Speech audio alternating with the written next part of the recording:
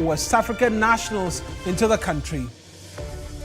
Also, police officers stationed at various checkpoints within the Bawku enclave threatened to resign en masse if their request for immediate transfers from the area is not granted.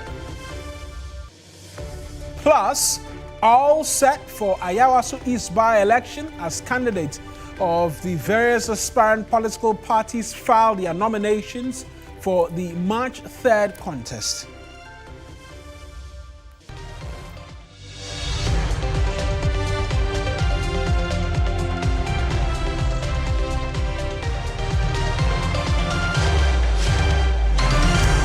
Glad that you could join us on a Fugu Wednesday like this. I am Mawina Egbeta and the bulletin starts right now.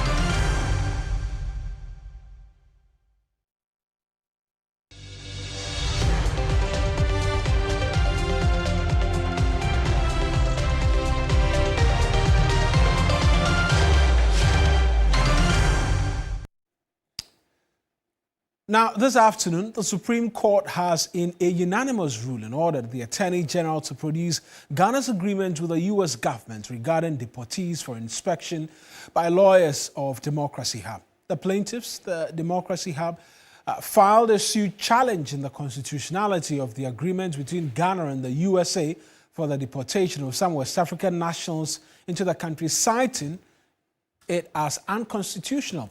The pressure group have also filed an application to enjoin the implementation of the agreement and are praying the Apex Court to compel the government to release its agreement with the Trump administration regarding the deportation of West African nationals into the country. My colleague Lord Eduasare is in court for us, and that's where we're going right now this afternoon to get a bit more from him in relation to the development from there. Lord, thank you very much for joining us. I see you're still at the court. Walk us through the reasoning of the court in arriving at this decision and perhaps a bit more background as to why we're here. Right, Marina. And so the 5-member panel of justices was presided over by Justice Scott Pamang. Now, they indicated that in November last year, the Deputy Attorney General in camera showed a copy of the document or the deal between Ghana's government and then the US government regarding the deportation of some West African nationals into the country. Know this as this matter has been ongoing for a while, for which reason Democracy Hub took the matter to the Supreme Court, challenging its constitutionality. Now, the Attorney General has the position that as it were, the plaintiffs, the Democracy Hub, what they're doing is just fishing because, for example, the suit largely is based on media reports. And so they did not exactly know the reason for which they are in court. And so they actually showed this document to the judges in chambers. Now, after scrutinizing the documents, the judges in the ruling, they held that looking at the content of that document or content of that deal that they have perused, it will be prudent if the plaintiffs in the matter are also giving the leeway to be able to inspect it or scrutinize it so that they can all have a balanced view going forward regarding the case. And so this is not even the finality of the matter because this only advises the plaintiffs as to whether they're going to file other stuff in their statement of case regarding this issue. You recall that there are actually 3 legs to this case, Marina. They are, first of all, challenging the constitutionality of the deal between Ghana government and then the U.S. government regarding the deportation of the West African nationals. Again, then there's the injunction restraining the government from continuously accepting the deportees and then also deporting them to the other countries. And then there's a third leg of it, which is asking for disclosure of this deal, because again, the Democracy Hub, they filed this suit on the back of the media reports. And Marina, again, you recall that somewhere in September last year, the president, in an engagement with the media, indicated that they had some agreements with the U.S. government for which reason they are going to accept some deportees into the country. So it was on the back of this that they filed the suit. And so the third leg of this suit was that they were asking for the disclosure of this document so that they can be in the know of what is happening and whether it is constitutional at all. And so it was this part that the courts actually alluded to and then gave them the ruling unanimously, told the Attorney General, ordered the Attorney General to show this same document privately to the plaintiffs in the matter, same document for which they showed in chambers to the judges in court. So that's where we are right now, Marina. So the case right now, there's no agenda, because once the document has been shown to the plaintiffs, which is the Democracy Hub, then they'll file a notice for hearing, and then we'll know when they'll be back in court for the case to continue in this matter. Something that actually came up was that Oliver Bakavoma, he wanted, as it were, some form of an order, contempt order, in case the AG refuses to disclose the document. Right. But then the judge, Justice Palmer, indicated that they're actually showing show of support or benefit of the doubt, and because they actually trust that they'll do the right thing, and so they didn't grant this. Bakavoma has actually been responding or assessing Speaking how things to this. went in court today. We can let concern. Absolutely. I mean, I think it's a balanced approach that maybe the courts, we understand that the court is protective of national security considerations in the matter, and for which reason it has asked that we view the document or documents in private.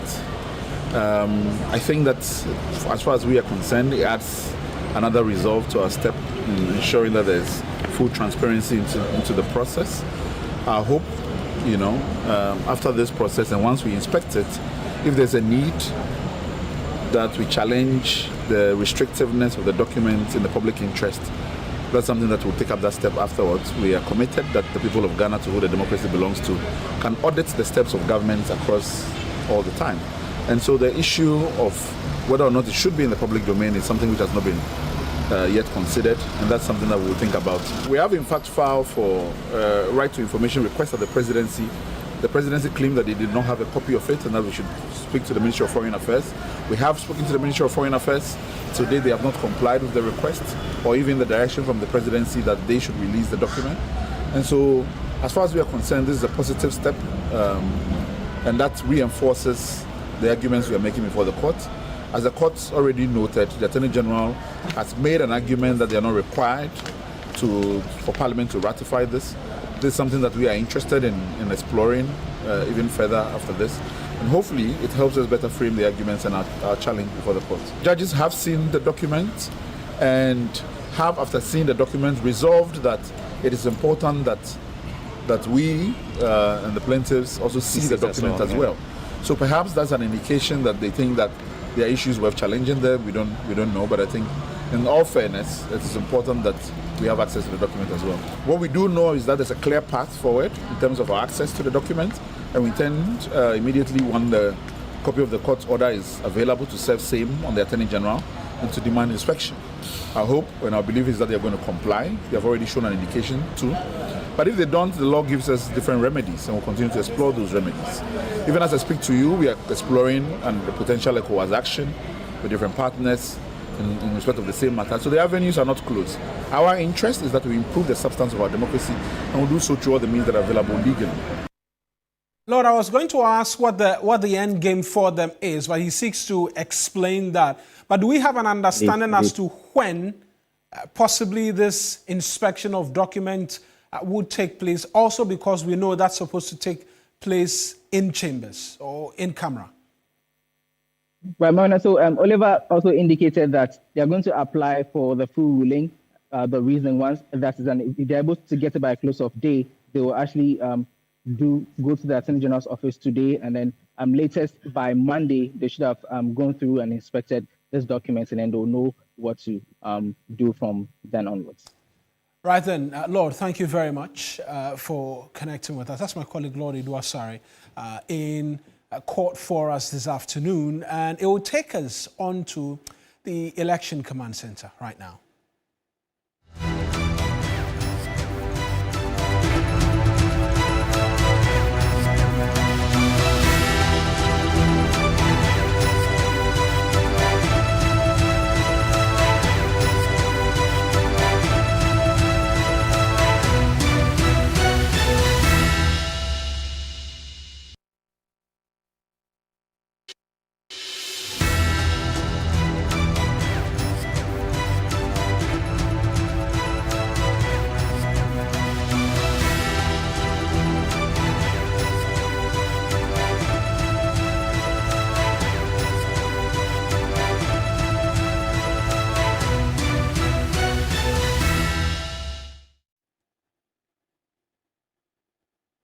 And by that sound, you know what time it is, because political parties and interested persons seeking to contest the Ayawaso East by-election have up to the close of day today to file their nominations.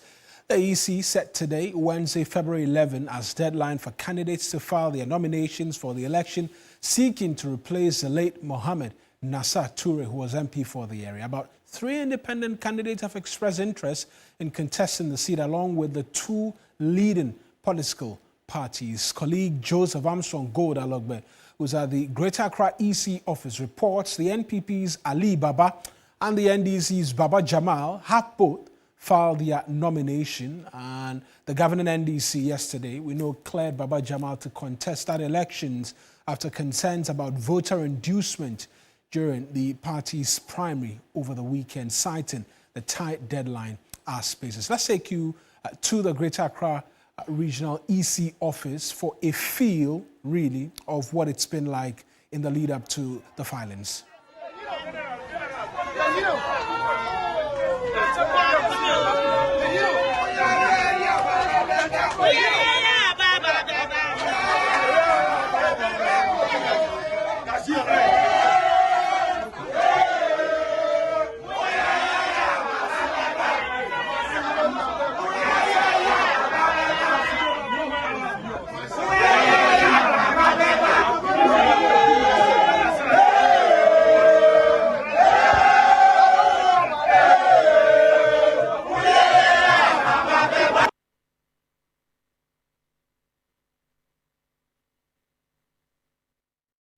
That's the NDC's Baba Jamal as he was filing his nomination. Let's connect right now with Joseph Armstrong Gold Alogbe, who's joining us. Armstrong, talk to us about the arrival of the candidates, starting off with the NPP's Ali Baba Yusuf and what it was like. Who did he come with as well?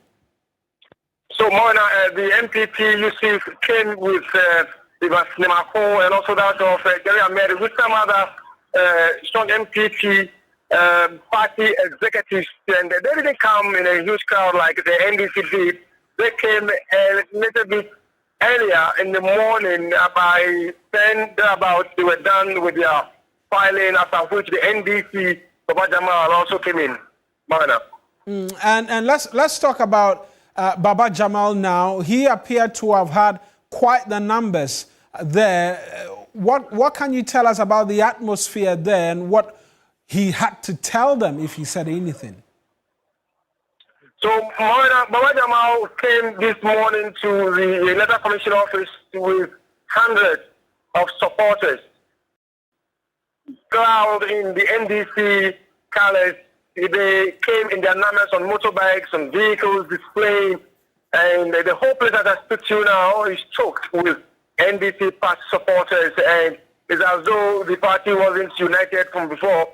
But today I can speak that all the other candidates, in the exception of the woman, which we understand that she's still mourning their husband, she wasn't available. But all the other contenders that went into the election with Baba Jamal were all available at the EC office to support him to file. And when one of them, that is the chairman who contested, arrived, I mean, you want to see the jubilation and the welcoming from the supporters.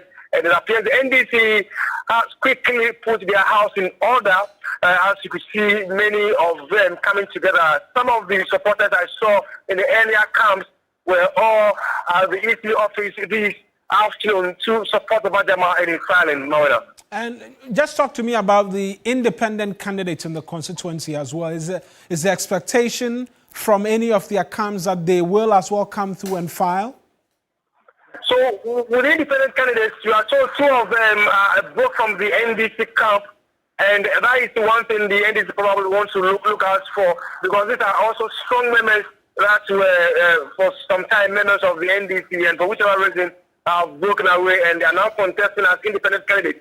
Now, one of them filed yesterday. I also witnessed that, and he also came with massive support, a bus full of supporters, also many people on motorbikes moving to the EC office. It was also a massive welcoming to file his nomination form. So I must say that the independent candidates are also people we need to look out for, because they are likely to either cause some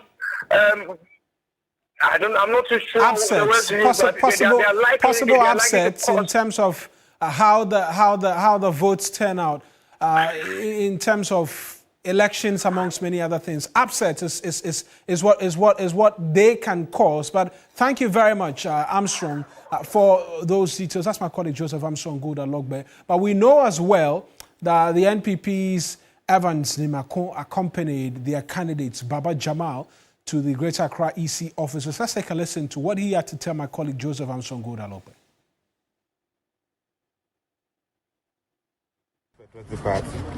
We are setting in our mind the constituency is ready to vote for our candidates. Alaji Baba Isif. It will surprise you that the new Patriotic Party is going to win this seat this time around. All we know is that the party is sponsoring him. We have successfully filed our documents, and this is the beginning of the victory journey we have embarked. So, coming from the EC, we know not of any independent candidate. All that we know, and want the constituency Ayawasu is to know, is that their incoming member of parliament, the homeboy, is Yusuf Ali Baba. So when people go on the poll on 3rd March, the only person they are going to vote for is the candidate sponsored by the new Patriotic Party, the homeboy. And we will say it once again. The Holy Quran made it clear that Dawood won against Goliath because the Almighty Allah, the most merciful, granted him the victory. So our candidate, Baba Ali Yusuf, is going to emerge victorious, as Dawood did to Goliath. So be assured and keep watching. Victory is that of the new Patriotic Party. Thank you very much. That's Evans Nimako, who is the Director of Elections of the opposition NPP, and we here are your Election Command Center.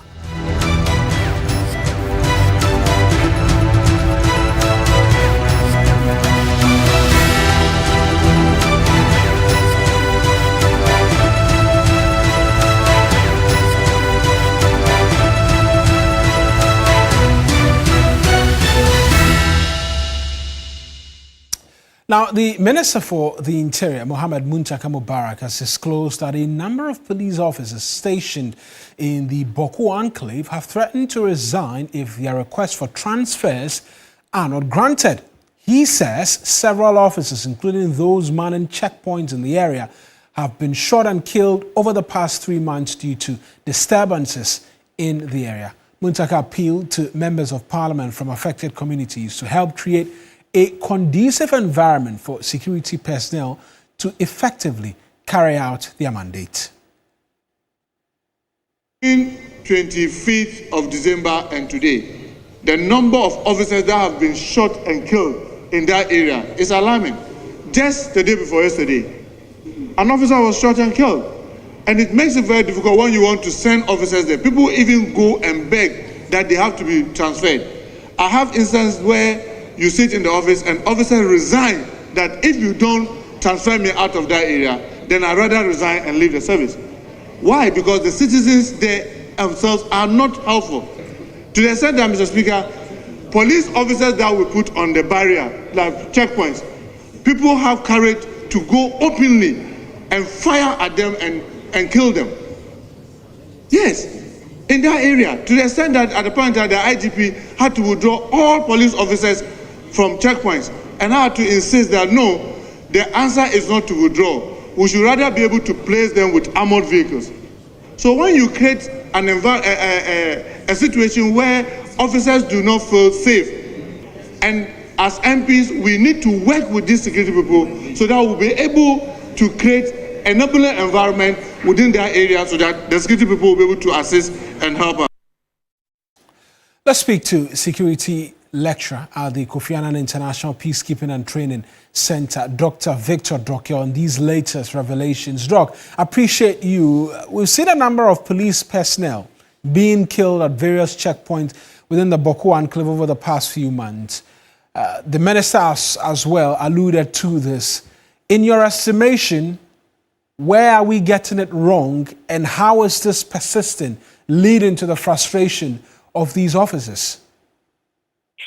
Thank you very much, Mawin. Good day to you and your listeners. I think with what the minister has reiterated, we've talked about it with regards to how the welfare of these personnel at the border points or those who are manning the checkpoints, especially, have been exposed to the aspect of not being prepared with equipment. Okay, now the minister talked about armored cars. Not only that, but you see sometimes, as you have done some work going around, you see the tents in which these police personnel, so the security personnel, even live in when it comes to daytime, afternoon, and evening. Right. It's not even a well-protected, structure. Okay, so if we want to look at keeping these personnel at the checkpoints to ensure security, there's a heavy investment involved in this. Apart from you giving them the training and providing the armored vehicles, right, you look at heavy investment in regards to housing. Okay, so if you want to make all those checkpoints something like temporary bases for the police, then it has to be well structured. Now, equipment will have to go in to detect if there are threats oncoming and all of these things. Now, you talk about having high towers, the high towers to oversee the area and the enclave, so that if any threat is coming, they can curb those kind of threats. So it's not just about looking at one aspect of operational equipment, but even a holistic, aspect where investment is involved with regards to equipment severely to ensure that these security personnel have the needed atmosphere when it comes to the warfare to work with. Other than that, this will happen. Doc, is there a failing? I want to use this word advisedly, in that we know the area. We know there's a prevalence of guns in the area. What possibly is stopping the ministry, the Interior Ministry, and the respective security agencies from being able to carry out extensive work to rid the area of the guns that exist there for a start, even as this enforcement of the Otumfuo-led committee report continues to take place? Yeah, we've spoken about this a couple of times. Now, you can bet that why we still have the issues about proliferation of small arms and light weapons is the fact that maybe the authorities have not sat down to come up with a comprehensive map out with regards to how to get the illegal weapons out of the system. It is going to be very challenging. However, when you look at the intelligence aspect of security, and then you more in that, you will be able to locate where those communal weapons or individual weapons are even stashed. Now you look at the border areas, those border lines which are not manned by the security agencies, where these inflows also come in. Those are the areas we need to look at. So the conversation will have to be had. Okay, multi-stakeholder consultations will have to be had for us come out with a framework or a blueprint for that matter on how we can rid that particular enclave from the weapons. Other than that, we'll be having these discussions, and the youth in there who feel that the weapons give them a sense of, authority, and the excuse will be to defend themselves, they would always get the weapons for the use. And unfortunately, when these weapons get into the wrong hands, this is the consequences we have: the killing of the police personnel and security personnel and innocent people who are traveling on the enclave. Just finally, at the heart of this, we know, is the protracted chieftaincy disputes, which has been ongoing in that part of the country for a long time. We saw the president yesterday speak to the recommendations of the Otumfuo Committee report and says he will be law-abiding and ensure that the decisions of the court is respected and what have you. That Otumfuo-led committee report came some months ago, and yet the disturbances have continued. To put it simply, did we go or have we come? We need to implement what the recommendation says to the latter. And even before the Otumfuo brought out recommendations, some of us were of the view, and we took one stance, that in a conflict situation such as this, where the law states A has to get B, and the B, come to and King himself, you need to take B out of the system and ensure A, B, and C stand. Now, if we are not able to implement the recommendations to the latter, we'll still be having this kind of issues. You implement it to the latter, you constitute the, traditional conflict resolution mechanisms in the area itself, which we all know, the Inter-Ethnic Peace Committee, resource them, retool them, reshuffle the membership, include more membership, and then you tax them. You give them the NPC, which will be that overhead of peace builder overlooking their activities.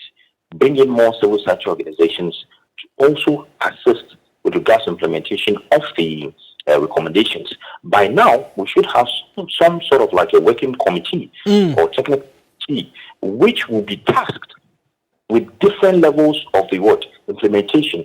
You are taking the security aspect, you are taking the human security aspect, you are taking the issue about chieftaincy or youth aspect. We have not seen that. So, Maui, there's a lot we need to do. Okay? It is not just one size fits approach. It won't work. We need to disaggregate the recommendations bit by bit and then tax people, including CSOs, who are going to have the mandate to do the work, and you push in resources. Other than that, we won't get anywhere. Doc, thank you very much as always. That's Dr. Victor Doc. He's a lecturer at the Kofi Annan International Peacekeeping and Training Center, also a security analyst joining us this afternoon. Now, work on the Stone Lodge General Hospital project has resumed after nearly 8 months of no activity due to a lack of funds. The project's contractor, Polychanda, oversees return to site on January 31 with a number of the workers following the payment of certificates by government.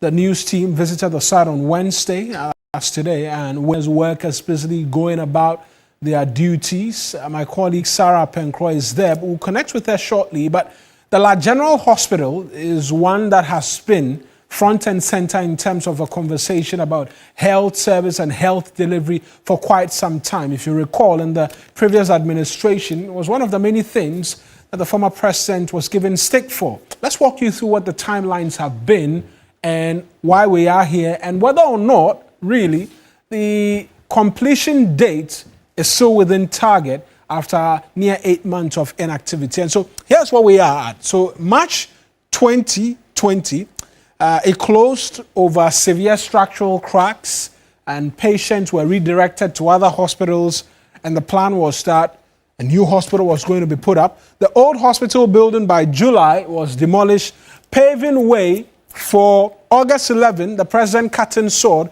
for the construction of a 68 million euro hospital, Polychanda being the contractor responsible for this. As of 2021, the project had stalled due to loan and insurance delays. By March of 2022, physical construction officially began for the 160 modern bed facility. from March, we went into 2023. The budget was revised to 50 million, and then funding gaps slowed the work. January of 2024, construction resumed. About 20% of completion by the mid-year was what the target was. And then in the late days of 2024, the work slowed again. In January 2025, there was a budget, 130 million cedis allocated to revive the progress of the project. Mid-2025, the estimate was that 30% was completed, and a target was set for between this year and next year, for the hospital to be completed.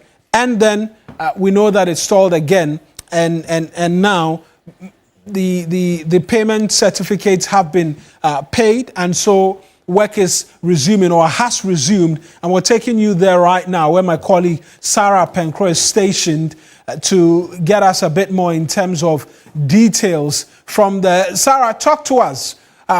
Project has resumed, the work has resumed on the site. How are residents as well reacting to this?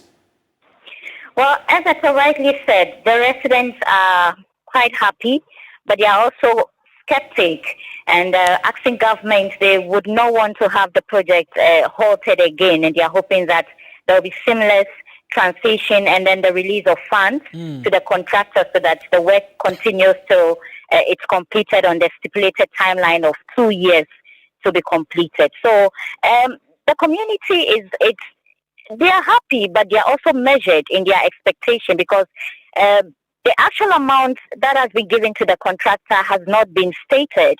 It's not certain, and so they don't know whether all the 130 million that government pledged when the Minister of Health and some government officials visited last year, October, would be the exact amount that will be given to the contractor. But they are happy the contractor is back on site. I am here. I see the workers, some of the expatriates around.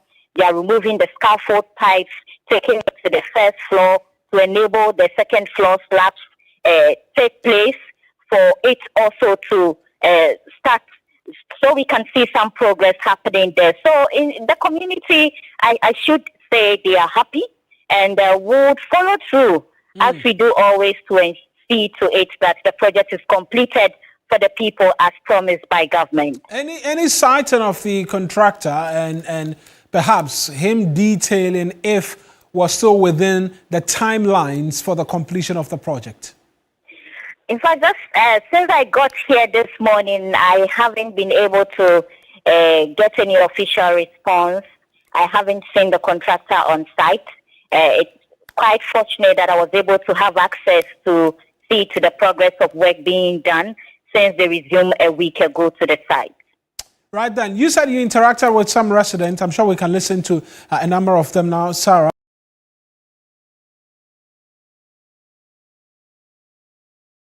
I get an indication. We'll listen to them subsequently. But I appreciate you joining us this afternoon, Sarah. You're welcome. That's my colleague Sarah Penkro speaking to us this afternoon from the La General Hospital project area. Let's bring you some other stories, because President John Dramani Mahama has urged the newly inaugurated Presidential Advisory Group on the Economy to prioritize evidence-based analysis and independent counsel in the discharge of their mandate. Speaking at the inaugural meeting of members of the group, the president stressed the need for objective and data-driven policy guidance as the country navigates its economic recovery efforts. Fiscal policy, monetary management, capital markets, private enterprise.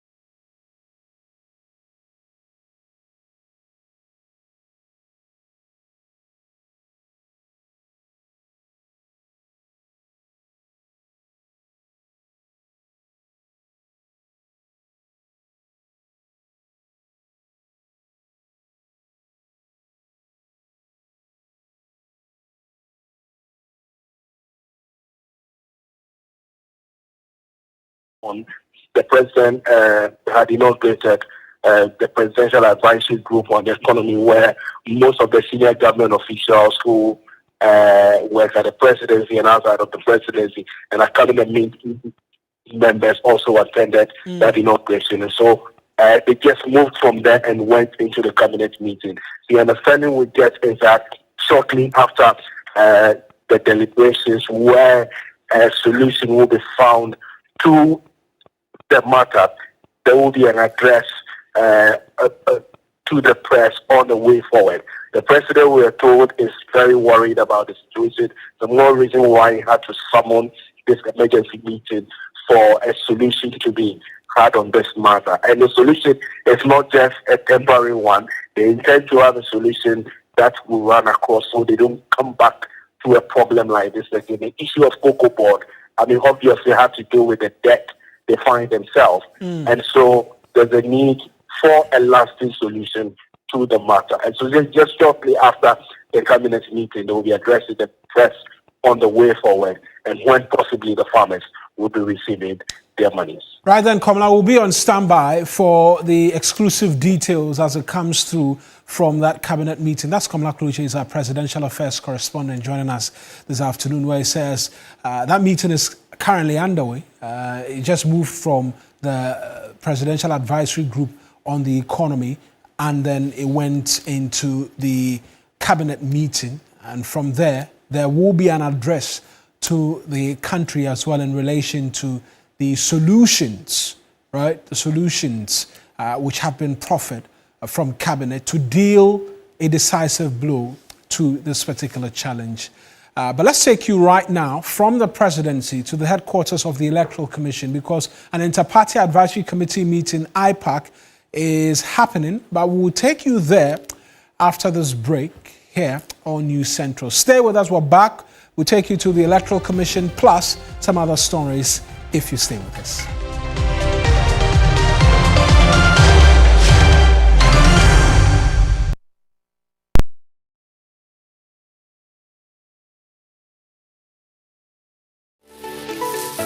Why are more and more professionals choosing Flamingo Paint? As an interior decorator, I aim for that beautiful, elegant look. Flamingo Paint has great hiding ability to cover and transform old walls easily with just one coat. Impressive. For me, as a professional painter, I love Flamingo Paint because with this small paints, I paint huge area, meaning more profit for me. Great value for money. As an architect, Flamingo Paint, with its well-researched and solid composition, guarantees durability for all my buildings. Flamingo Paint, superior hiding, superior coverage, superior durability. Flamingo Paint, simply superior. The capital was just the beginning. Now, the war moves to the fortress, the mighty porcupine